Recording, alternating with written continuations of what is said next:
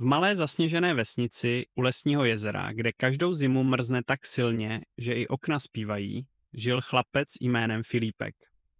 Bylo mu 6 let, měl šibalské oči, věčně rozcuchané vlasy a jedno velké přání. Filipek si totiž ze všeho nejvíc přál být hokejistou. Ne hasičem, ne kosmonautem, ale opravdovým hráčem na ledě.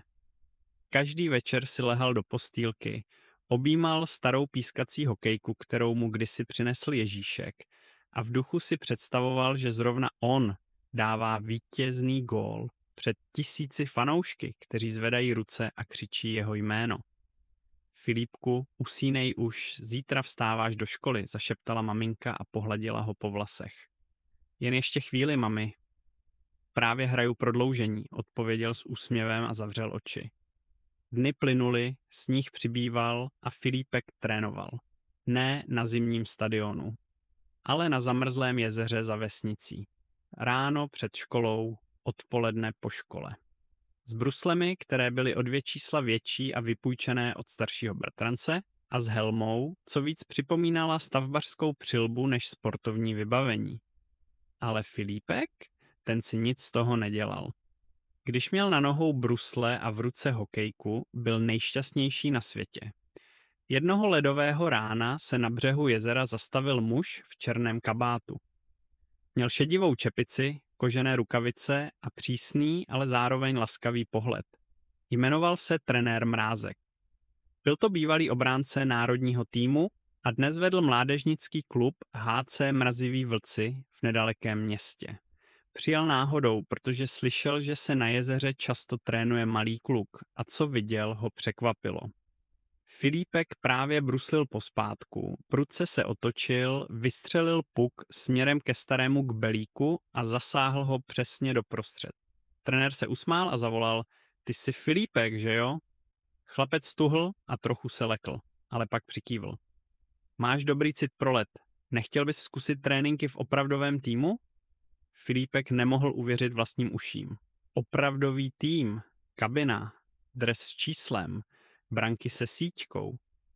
Srdce mu bušilo jako buben při nástupu na led. A tak to všechno začalo. Každé úterý a čtvrtek jezdil Filipek s tatínkem autobusem do města. Tatínek mu pokaždé zabalil čaj do termosky, rukavice, dres a suché ponožky. A pokaždé ho povzbudil slovy: Filipku, hokej není jen o gólech, je to o srdci a ty ho máš. Filipek trénoval s ostatními dětmi. Ze začátku byl pomalejší, spíš padal než střílel, ale nikdy se nevzdal. Trenér Mrázek na něj dával pozor. A když si všiml, že Filipek vždycky pomůže kamarádovi vstát, nikdy se nevytahuje a poctivě nosí kužely zpět do skladu, dal mu přezdívku Srdcař z Holubína. Jednoho dne přišla pozvánka. Tým HC Mraziví vlci byl pozván na zimní turnaj krajských týmů. Bude se hrát v hale, kam se vejde přes 2000 diváků. Soupeři? Silní. Velcí. Zkušení. Filipek byl nervózní, celé noci nespal. A mami, co když udělám chybu, co když zklamu tým? A maminka odpověděla, jako vždy s klidem v hlase. To nejdůležitější jsi už udělal, šel si za svým snem. Všechno ostatní jsou jen detaily. Den turnaje přišel. Kabina byla plná hluku. Kluci si zapínali chrániče, šněrovali brusle, všude cinkali lahve s vodou, zněly motivační hlášky. Ale Filipek mlčel. V ruce držel svoji starou pískací hokejku, kterou si vzal s sebou pro štěstí. Vem si tu novou, řekl mu spoluhráč. Filipek zakroutil hlavou. Tahle mě přivedla až sem. První zápas.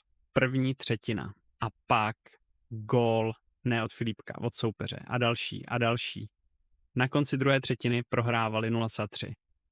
Trenér Mrázek je zavolal do kabiny, ale nekřičel, jen se zadíval každému do očí a pak řekl: Tahle hra není o tom, kdo je větší, ale kdo věří víc. Jestli to někdo dokáže otočit, tak vy. A víte co? Pošlu tam Filipka, protože v něm to hoří. Filipek vystoupil na led se srdcem až v krku. První střídání přihrál. Druhé získal puk.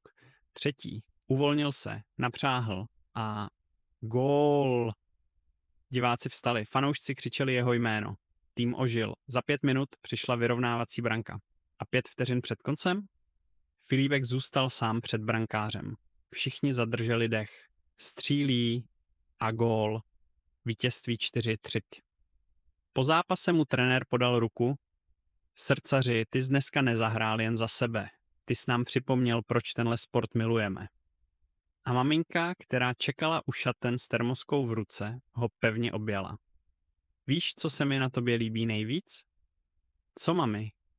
Že i když vyhraješ, zůstaneš tím stejným Filipkem, který mě každý večer objímá a šeptá dobrou noc, mami. Večer, když ležel doma v postýlce, držel zase tu starou pískací hokejku. Ale tentokrát neusínal se snem. Tentokrát usínal se vzpomínkou na skutečný zápas, na tým, na sen, který se stal skutečností. A než zavřel oči, pošeptal si potichu, jednou si zahraju za nároďák, možná, ale hlavně nikdy nepřestanu věřit. A tak skončil den, který začal jako každý jiný a přesto byl kouzelný. Až se ti někdy bude zdát, že jsi malý, že nejsi dost rychlý nebo že nemáš nejlepší výstroj, vzpomeň si na Filipka z Holubína, protože srdce je to, co dělá hráče hrdinou. Dobrou noc a sladké sny.